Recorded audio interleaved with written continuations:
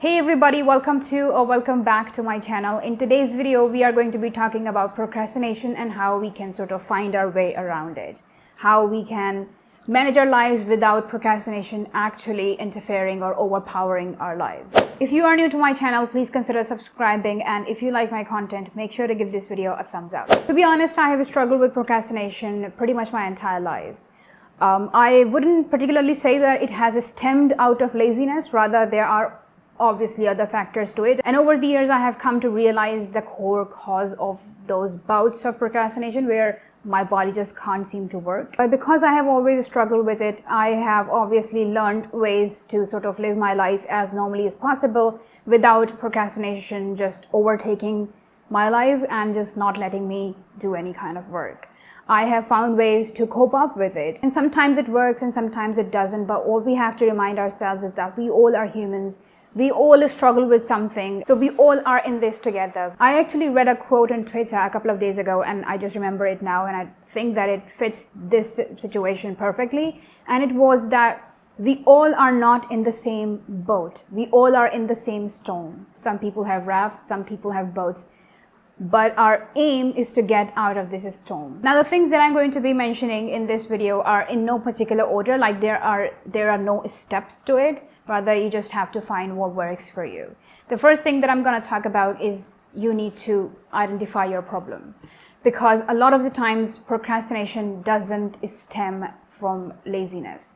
If you are procrastinating, that doesn't necessarily mean that you are being lazy, that you are trying to put off certain thing because you don't want to work for it or at it or whatever. A lot of the times I struggle with social anxiety, so that means that whenever there is a situation where I have to meet someone, it's just like my day has ended. That's the only thing that I am going to think about. So a lot of the times my procrastination stems from me being anxious about a certain event or a certain situation that's going to come up in the next few hours or maybe the next day. So what happens is, if I am supposed to meet someone or if I am supposed to go out, I put that situation and just put it under the rug and just cover it up.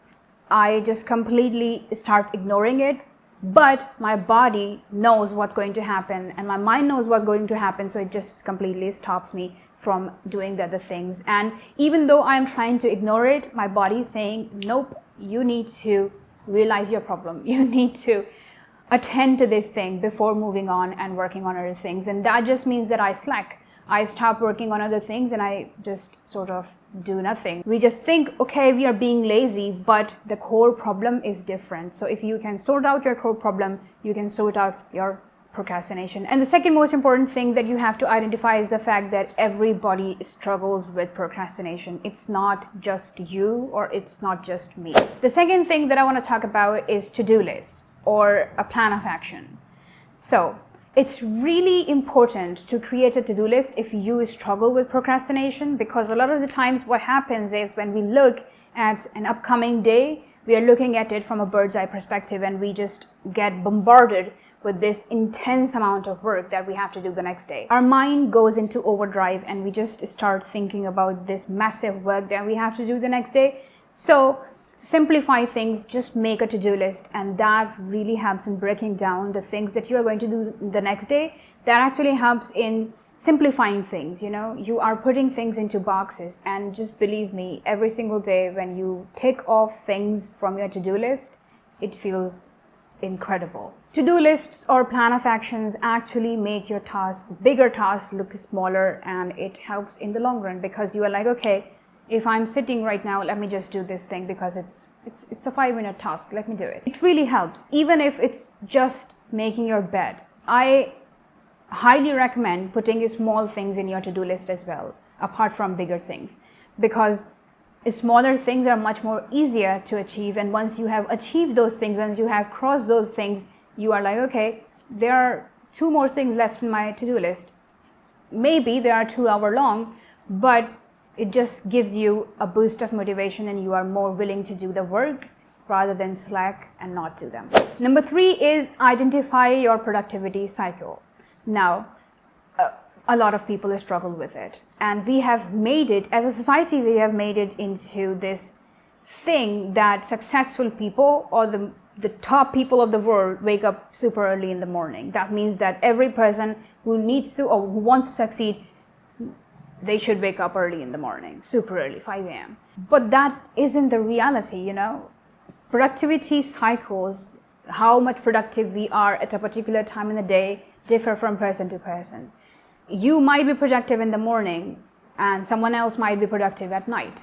It's just how we are and how our bodies function. You might be a morning person, someone else might be a night person, a night owl. So you need to identify, and there is no shame at accepting the fact that you are a night person or a morning person. It's completely normal because we all are humans, we all are different, we all function differently, we all are made differently. So just identify your productivity cycle and work during those productivity hours. Fourth thing that I'm going to talk about is create a routine. This is so important. Combine something that you absolutely love with something that you don't like. It will work wonders, honestly. Or combine super easy tasks with something that's difficult. And you might have noticed that when we have certain routines in our lives, we don't slack at them. We brush in the morning, we brush at night, and we never not do those things.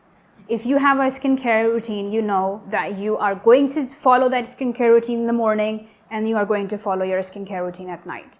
There is no way around it. You are going to do it. So make routines, make something that is really important a part of your life and stick to it. And the last thing that I want to talk about is don't feel guilty about procrastination. Accept it. Accept the fact that we all go through procrastinations, or we go through periods of procrastination, or we go through phases, and just accept it and don't feel guilty about it. The more you feel guilty about it, the more you are going to put that guilt under the rug. Whenever you feel like it, find your problem, and if there is not a problem, then it's just your body's signal that it needs a break. Take a break. If you have any other tips, do let me know in the comments below. And if you struggle with procrastination, also do let me know in the comments below. I'm not obviously a professional anything, but I just have a struggle with it. I have found these things that have helped me over the years, so I'm sharing it with you. With that note, we have come to the end of this video. If you like the video, make sure to give it a thumbs up. If you haven't subscribed, make sure to do that by clicking the red subscribe button down below. And if you want to follow me on my socials, the links are in the description. The handles are on the screen, and I will see you guys really soon, inshallah. Till then, take care. God bless you. Assalamu alaikum. Bye.